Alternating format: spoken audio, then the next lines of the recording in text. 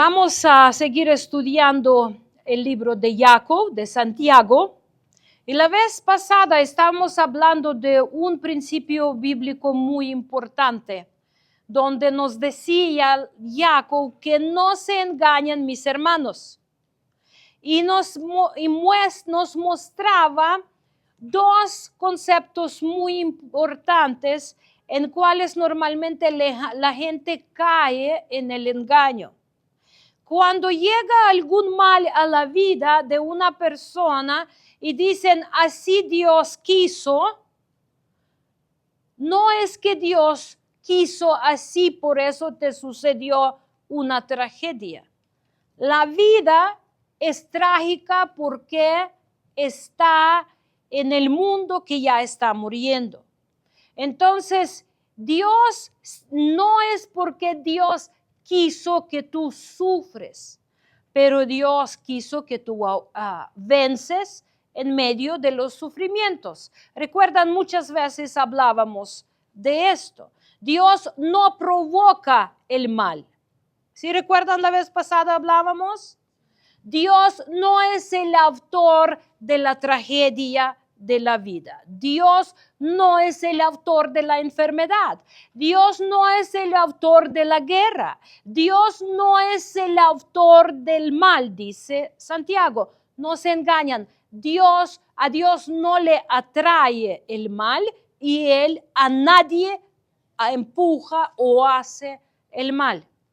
Entonces, tú vas a decir, entonces, ¿por qué Dios no detiene el mal en la vida?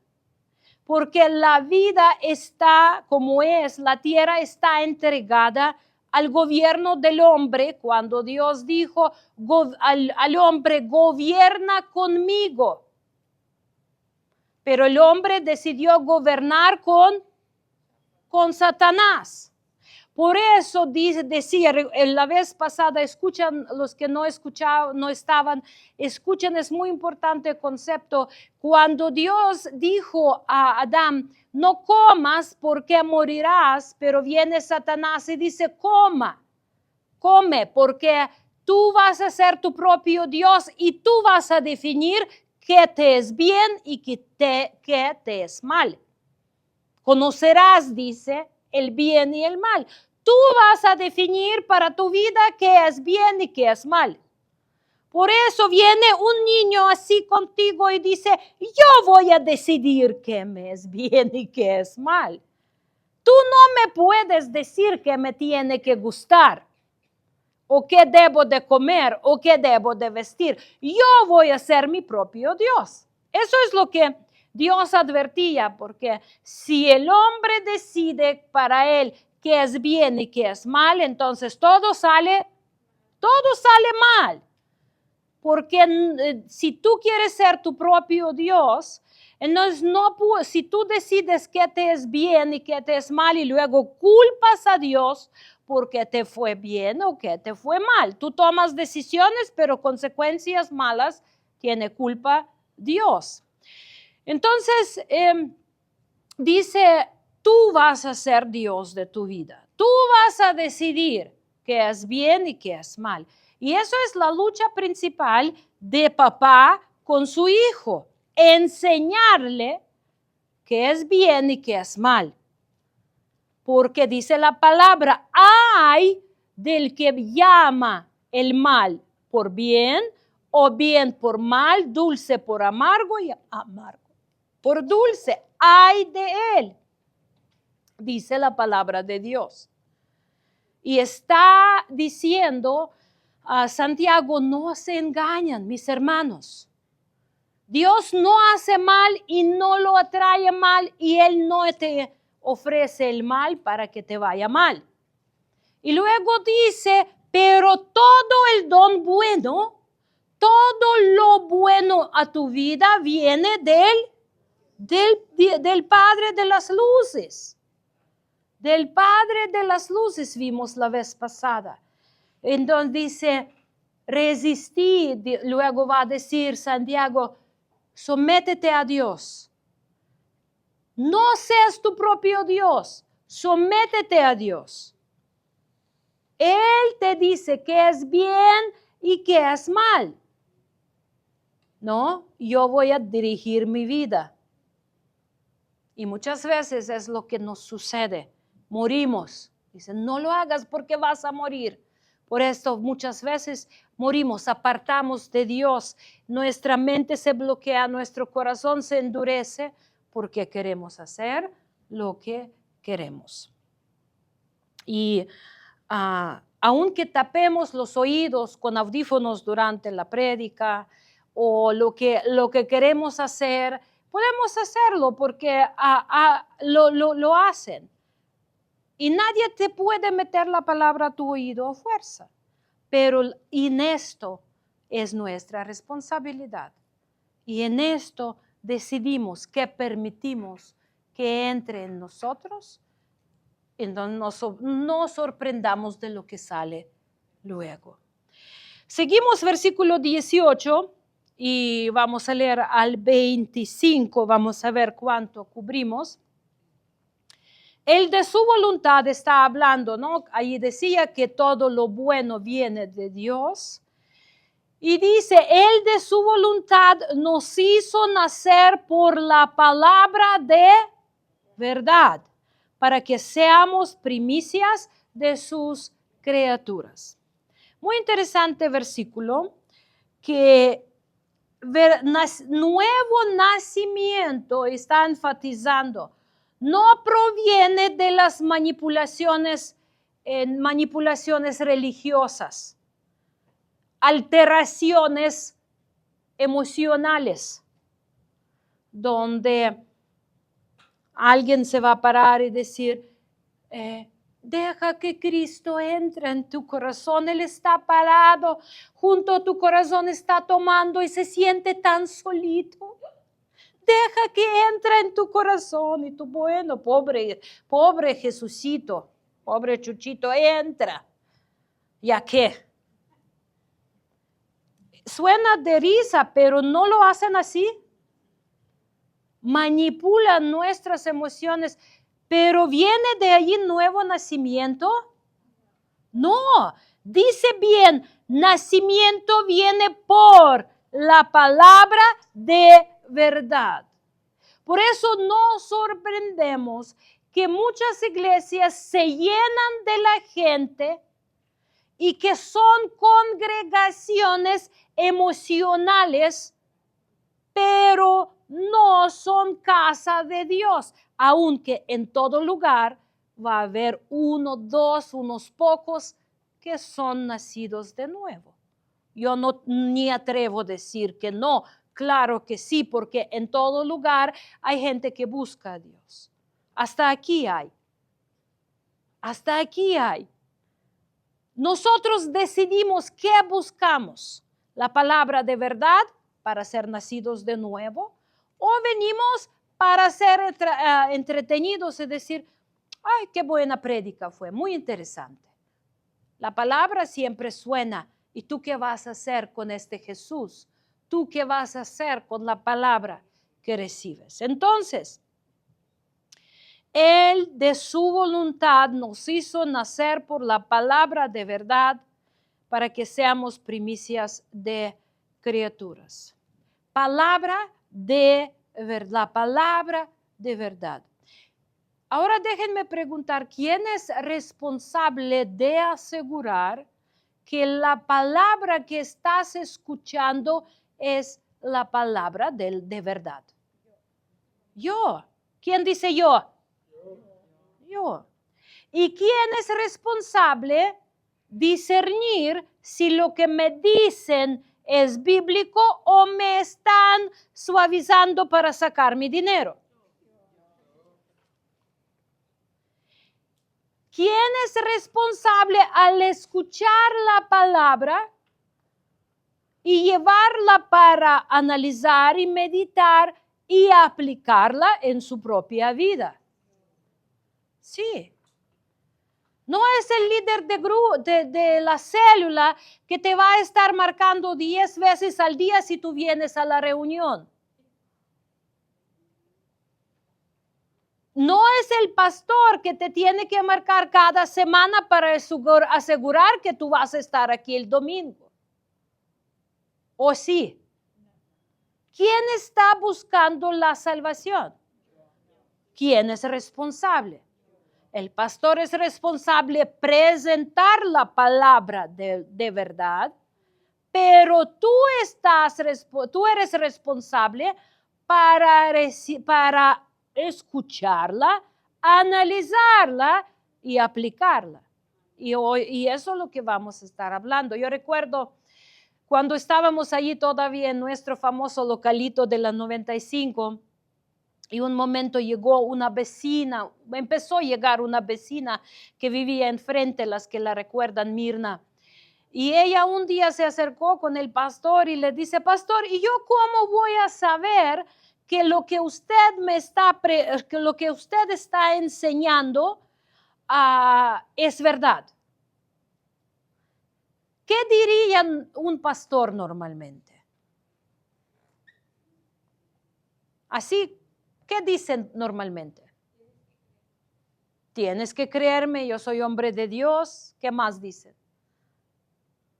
Claro que sí, ten fe, confía, pues hasta a veces lo que sea pueden decir, ¿no? Pero un hombre temeroso de Dios no va a tomar responsabilidad de tu salvación sobre sí mismo. Porque cuando tú dices, créeme, te estás siendo el medio de salvación. Pero dice la palabra de Dios que no hay otro mediador entre Dios y el hombre sino es Jesucristo.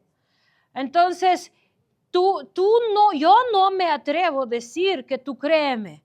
No me creas. ¿Cuántas veces han escuchado ustedes que el pastor decía, no me crean? Muchísimas veces. Y así él dijo a Mirna, ya saben cómo él sabe agarrar la Biblia y dice, ¿tienes la Biblia? Sí, dice, pues investígala y chécame, ¿no? Investiga si yo estoy predicando la verdad. Que Dios nos permita, que Dios nos prohíbe atrever convertirnos en autores de salvación. Y más, y yo les voy a decir todavía más, como somos personas limitadas, no tenemos todo entendimiento de la verdad. Ni yo, ni pastor, ninguna otra persona que lo va a estar clamando que lo tiene. Estamos aprendiendo a caminar con Dios. Estamos aprendiendo la verdad. Por eso algunos nos decían, hermano Misael muchas veces decía, ¿y por qué si ayer decían eso así, ahora lo dicen así? Porque gracias a Dios estamos creciendo, porque estamos aprendiendo, estamos teniendo ya más años como nos batió la vida y vimos que muchas cosas como entendimos no son, que la palabra no era así como nos la enseñaron y tenemos que estar aprendiendo. Por eso crecemos, no queremos tener aquí unos patrones de religión.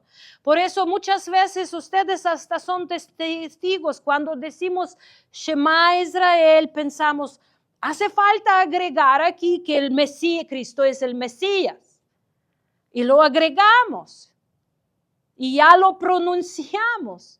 No es que no lo creíamos, pero pensamos, hay que también pronunciarlo con nuestra confesión de fe.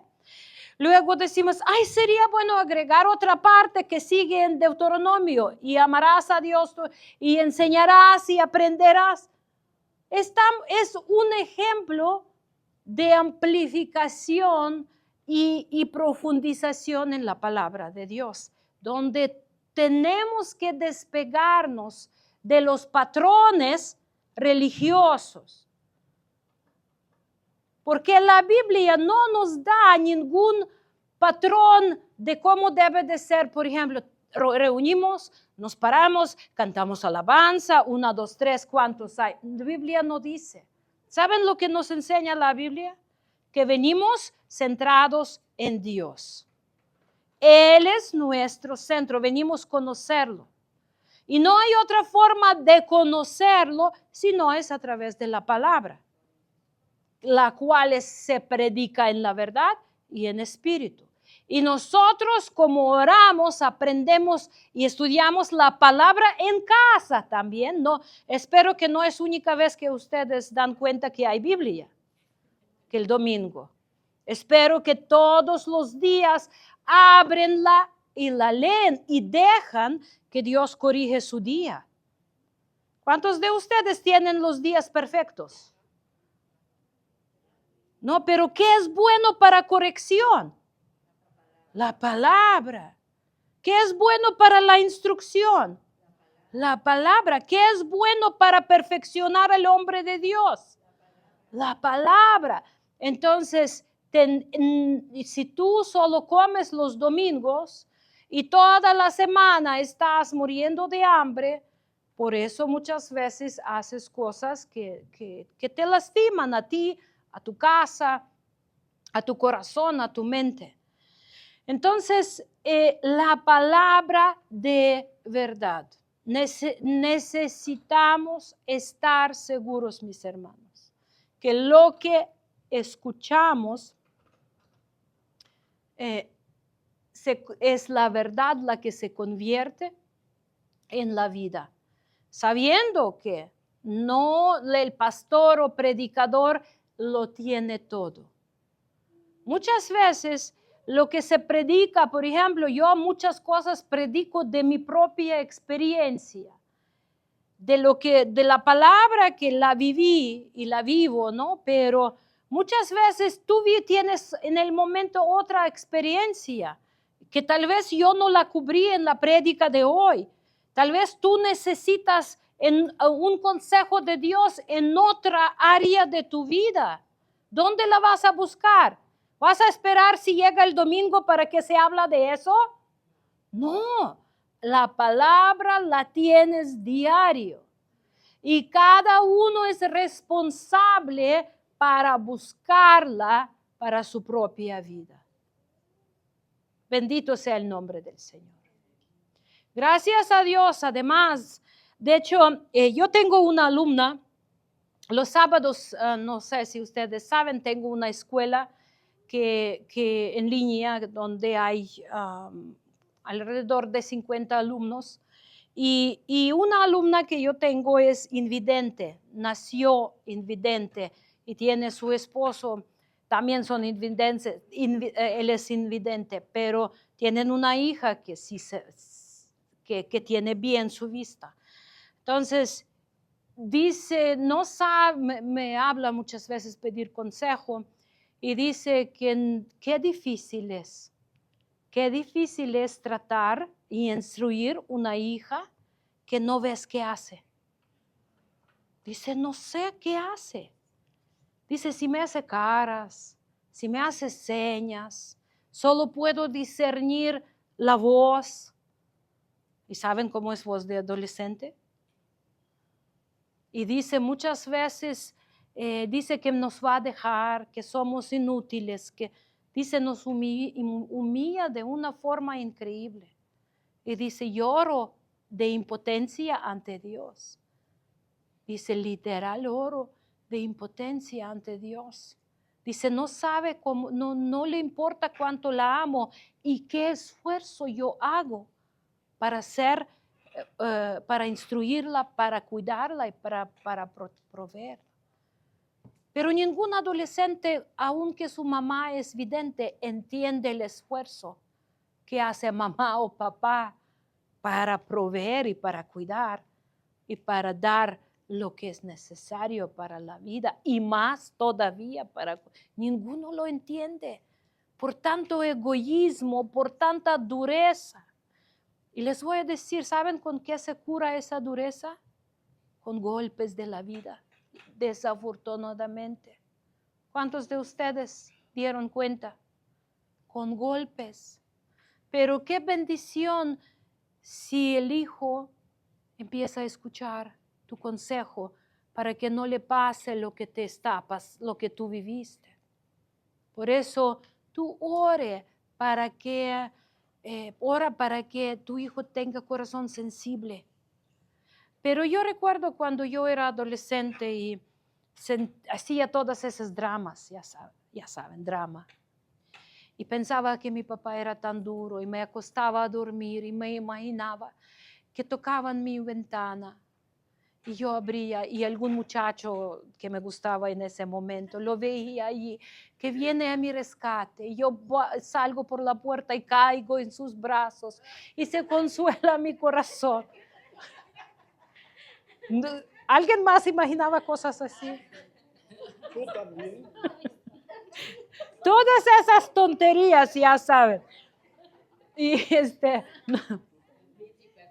y lo veía, pero es chistoso porque ya saben cómo idealizamos a otra persona, la que no vive en nuestra casa. La que vive en nuestra casa, papá, mamá, son peores. Pero un muchacho que no sabe ni honrar ni papá, ni a mamá, está tomando por ahí, está enganchado, como ahora muchos en la pornografía, o está haciendo las cosas, pensamos que va a ser un príncipe que nos va a rescatar. ¿Aló? Oh. Así yo estoy hablando de mí. No estoy hablando de ningún joven aquí, pero yo lo veía. Y mi mamá, la que me cuidaba, me lavaba mi ropa, me compraba, hacía imposible para que yo tenga algo para vestir. Mi papá que traía comida a la casa.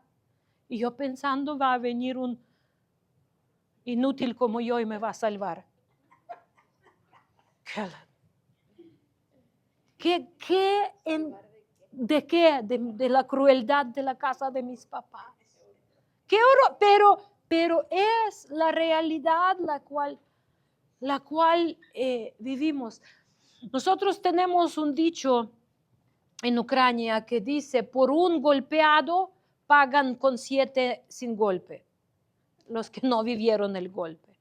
Porque el que el golpeó aprende más. Bueno, algunos ni con golpes de la vida, pero normalmente cuando tú experimentaste en realidad en quién puedes confiar, ya, y dices, ay, ojalá hubiera hecho caso, hubiera escuchado, hubiera honrado. Yo, ¿saben? Una de las cosas que me arrepiento mucho por deshonrar a mis padres con mis rebeldías de adolescente. Eso todavía, si no fuera la gracia de Dios, que yo sé que Dios me perdonó, yo sé que mis papás me perdonaron, pero cuando pienso de ese momento me pude mucho, me duele mucho, mucho, porque son cosas que no puedes cambiar, yo ya no puedo cambiar. Pero muchos de ustedes sí todavía. Muchos de ustedes sí. Acumular estos tesoros. Hablado ministro mucho a bueno, regresando a esa hermana invidente para terminar. Ella lee la Biblia, ella predica, ella es ministro en la iglesia.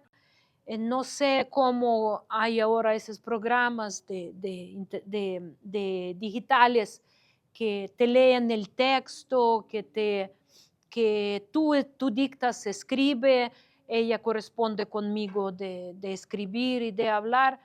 Entonces, pero hay cosas que tecnología no te puede dar. Aunque, por ejemplo, lo de invidente mucho le ayuda tecnología de leer la Biblia, ella busca mucho, estudia mucho la Biblia y ella lleva unos grupos de estudios muy activa. Pero con su hija tecnología no le ayuda. Allí solo buscar a Dios y tener paciencia y fe. Tengo varias personas a cuales estoy ministrando. Y con lo que sucedió cuando invadió Rusia y quedaron territorios ocupados y quedaron ancianos, no querían salir de sus casas. Ellos dicen, si nos matan, pero aquí morimos. Pero los hijos ahora viven mucha angustia. Y me escribió una mujer, dice, no sabes, dice, me dice, te escucho como tú pudiste estar con tu mamá en los últimos momentos. Y dice, yo no pude. Dice, mi mamá quedó en territorio ocupado, mis papás, los dos, quedaron en territorio ocupados en cual nosotros no pudimos entrar. Y dice, ya murieron los dos. Y dice, no pudimos ir a sus entierros, ni yo ni mi hermana. Dice, y así esa frase me rompe mi corazón. Dice, los enterraron dignamente, dice, mandamos dinero, enterraron dignamente, dice, pero no nosotras. Y dice, no sabes, dice, cómo salimos mi hermana y yo, y dice, como dos lobos aullamos de dolor que tuvimos que vivir.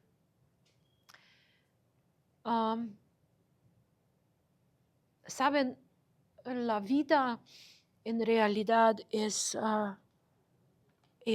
tan corta que consiste de estas decisiones pequeños. Y aunque las decisiones grandes consisten de decisiones pequeñas. Por ejemplo, ¿con quién te casas? ¿Casarte es una decisión grande? Claro, pero ¿sabes cómo llegas a ella?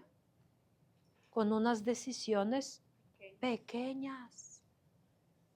Una muchacha que va y él le promete la luna y la embaraza y se casa. Unas decisiones diarias. ¿A quién haces caso diario? ¿Qué voces escuchas diario? Si escuchas la palabra de Dios diario, ¿o qué es lo que escuchas?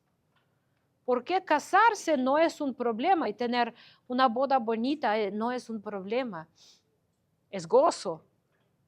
Pero vivir después, tienes que vivir. Y no vas a estar poniendo tu vestido todos los días para gozar tu vida.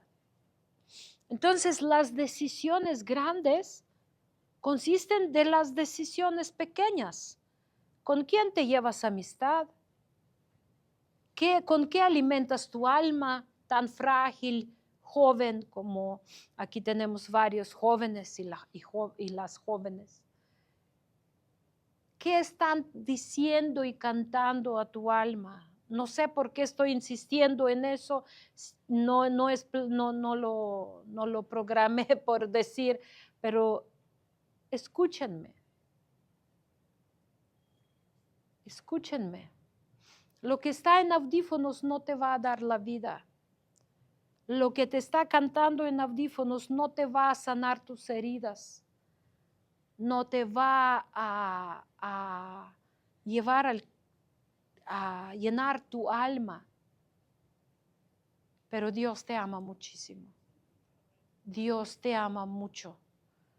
Y no te va a sobar tus golpes o derramar el bálsamo sobre tus heridas, ni tus cuantos amigos que tienes, que ni son amigos, son contactos.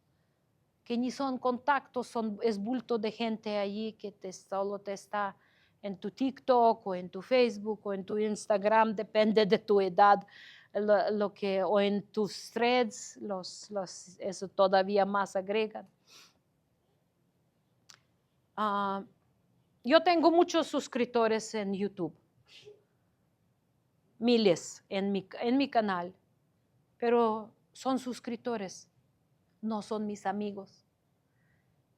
No me hacen lo que soy.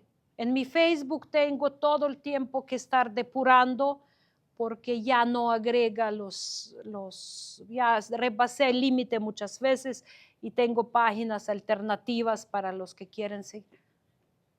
Es nada más una herramienta de vida o de muerte, según lo que tú la usas. La que la usas. Pero los jóvenes están tan engañados que creen que el número de likes o me gusta te agregan valor, que te hacen alguien más importante. Nada de esto, porque así te van a devorar más rápido que tú piensas. Efesios 2:10 dice, porque somos hechura suya, creados en Cristo Jesús para hacer buenas obras, las cuales Dios preparó de antemano para que anduviéramos en ellas. ¿Está? Él nos hizo nacer por la palabra de verdad. Somos hechura suya. Esta palabra hechura es una palabra griega que suena así, poema. Y de allí viene la palabra poema, un poema. Por hechura, un poema. Lo que dice que somos un poema de Dios, creados para hacer buenas obras. Entonces, es lo que dice Mesías, ¿no? Que por sus frutos los van a conocer. ¿Cómo te conoces si una persona es de Dios? Por cómo se ve, cómo habla y cómo actúa, cómo trata a los demás. Si se considera a sí mismo más importante, más lista, más lo que sea, o actúa, yo no estoy diciendo que tienes que ser trapo, pero tienes que ser igual, aunque consideras servir al otro como que él fuera más importante que tú. No significa que te sientas menos, pero como te sientas igual, tú sabes que eres igual porque Dios te creó con la dignidad, entonces eso es lo que te da fuerza a servir a los demás sin sentirte menos. ¿Sí me explico aquí? Es algo muy importante. Entonces dice que somos poema de Dios creados para el propósito en Cristo Jesús para hacer buenas obras. ¿Y cuáles son estas buenas obras? Dios los dice, preparó antemano para que anduviéramos en ellas. ¿De qué forma Dios las preparó antemano? A ver, ¿quién me puede decir? Es algo muy importante. ¿Cómo Dios preparó las buenas obras? ¿Qué significa eso?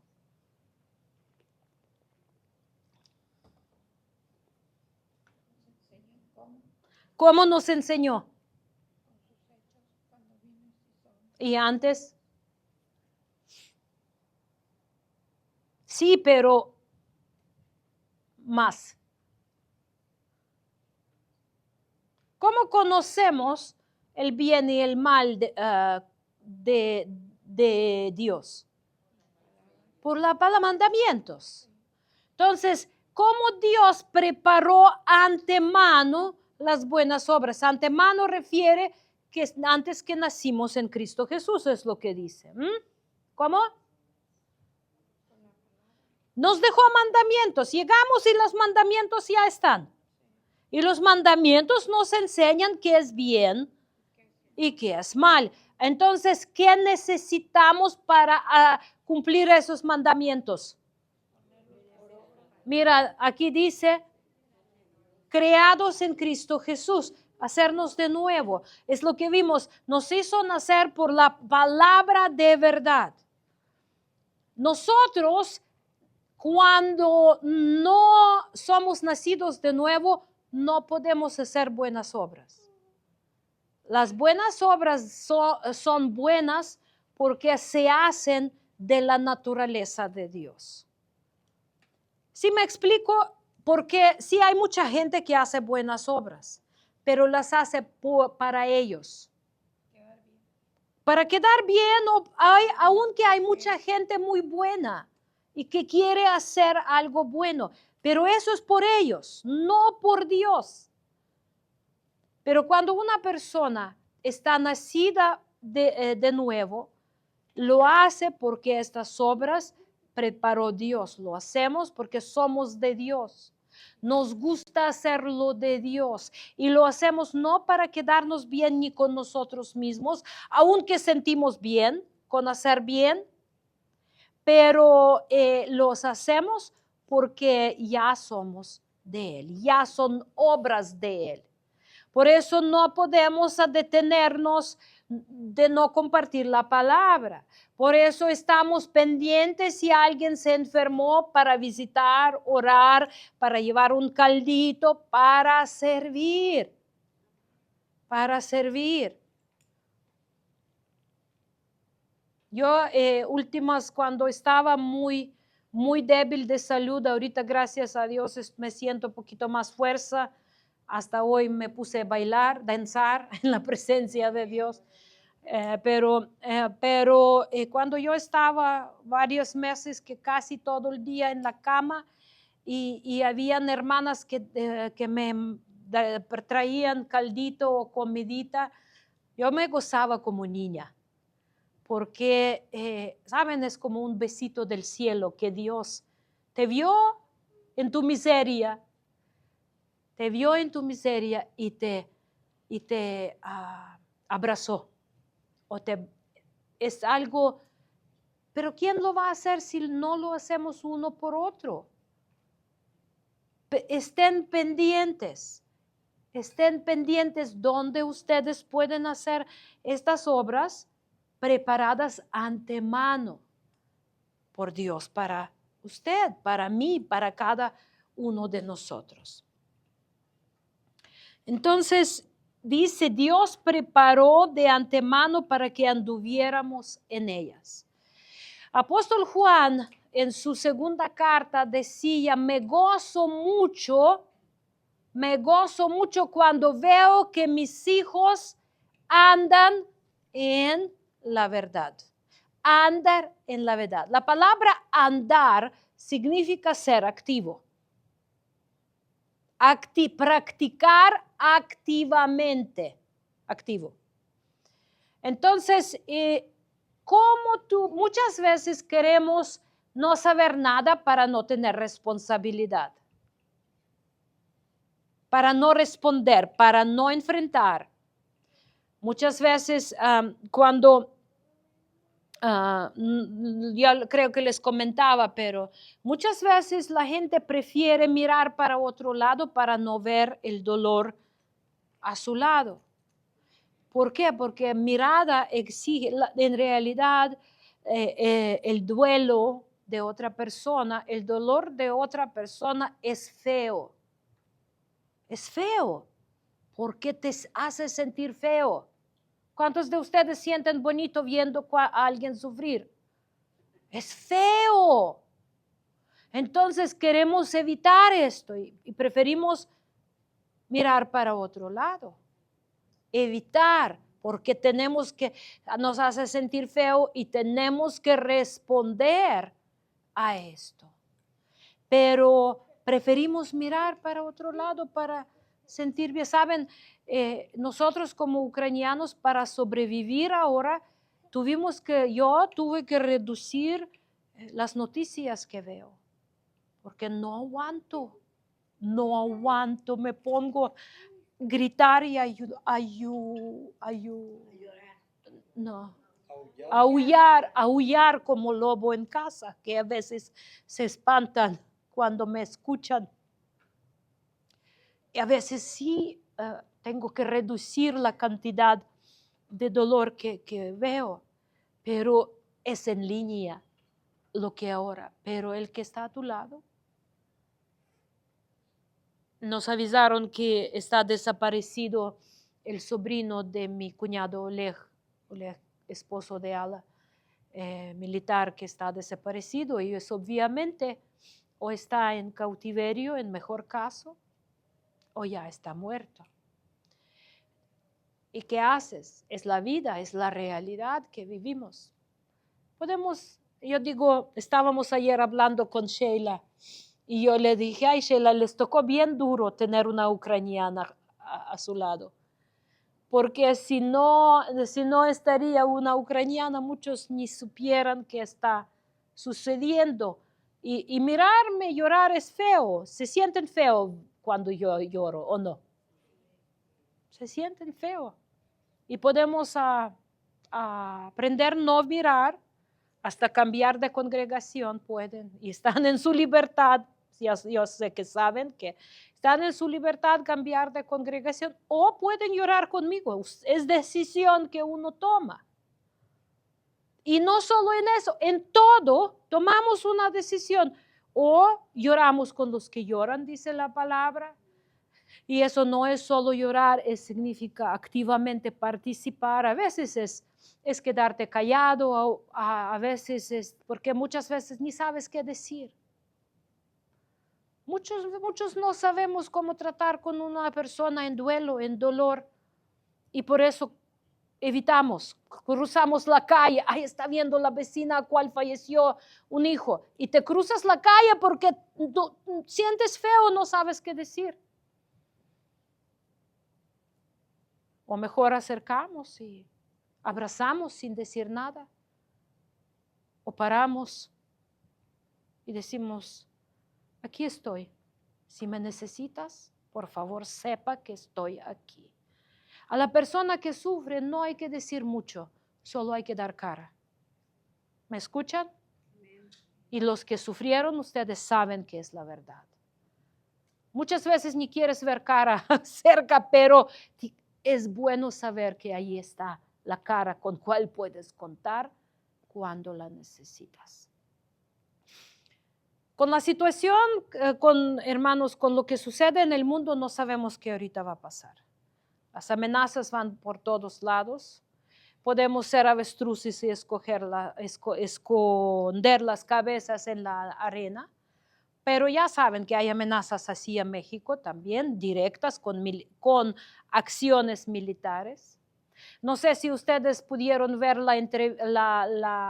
cuando nuestro presidente ucraniano estuvo en la Casa Blanca, no sé si alguien lo vio, qué bullying le hicieron, cómo lo humillaron en frente de todo el mundo, solo porque quieren hacernos rendir. El presidente dijo, yo necesito garantía que no van a matar a mi gente, que no van a seguir matando a mi gente. Y dijo, yo necesito garantía. Y le hicieron un bullying y que no vino de traje.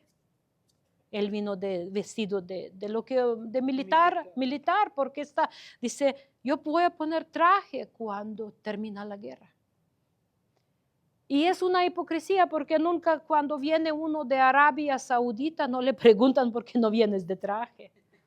Cuando uno viene de la India nadie le pregunta por qué no vienes de traje. Fíjense qué hipocresía. Pero hermanos, le dicen directo, ¿no? Le dicen directo a la gente que estamos a punto de la tercera guerra mundial. No sabemos.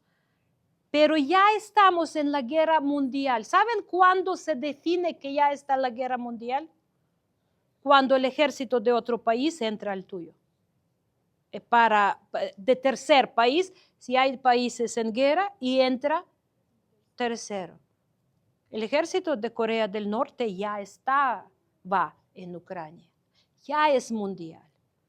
Pero obvio no se intervino todavía poder fuerte. Consideran así que cuando ya los fuertes como Estados Unidos o Britania se interviene, así ya se considera como guerra mundial. Todavía no está, pero no sabemos qué va a pasar. Fortalezcanse en la palabra de verdad. Imagínense, la gente está gritando quien vive Cristo y a su nombre gloria y no mira alrededor a los que sufren y lloran. y no saben y todavía gozan cuando humillan a los demás o a las demás naciones.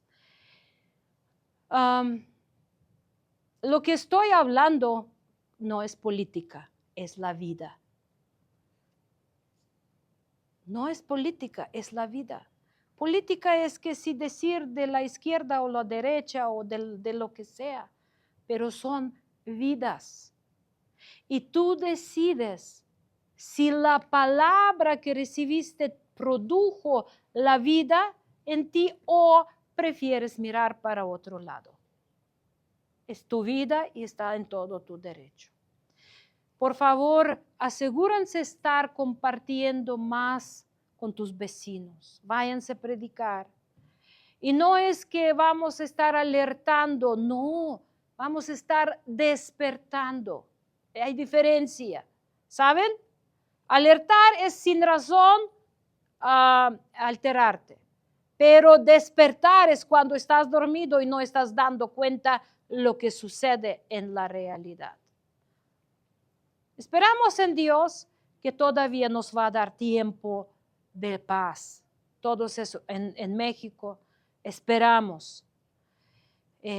Pero vamos a estar poniéndonos más activos, hermanos. Servir uno u otro. Miren uno u otro. La vida es mucho más que solo tú. Asegúrense que juntan tesoros en la tierra, en el cielo. La vida de creyente no gira alrededor que Dios te dio finanzas para comer tortilla o buen taco. Gracias a Dios es una promesa que Dios va a proveer. No tienes que gastar tu vida en algo que Dios te lo da. ¿Sí me explico? Pero miran, levantan los ojos. Yo espero que la palabra de Dios, si no, créanme que estoy tratando de ser muy cuidadosa como digo las cosas, porque yo soy ucraniana. Y evito mucho entrar en el modo donde puedo parecer que les estoy manipulando para que ustedes tal vez me den dinero para Ucrania o lo que sea, porque estoy tratando de ser muy cuidadosa porque no se trata de eso. Tanto Ucrania necesita como tu vecino, como tus cercanos y lejanos, y hay mucha buena obra preparada por Dios para ti si tú eres nacido o has nacido de nuevo por la palabra de la verdad. Te voy a decir una cosa muy segura. Si tú has nacido de nuevo, entonces tienes que hacer cosas nuevas. Levántate y empieza a caminar donde anda el Espíritu de Dios, despertando la gente para la vida. Dios los bendiga mucho.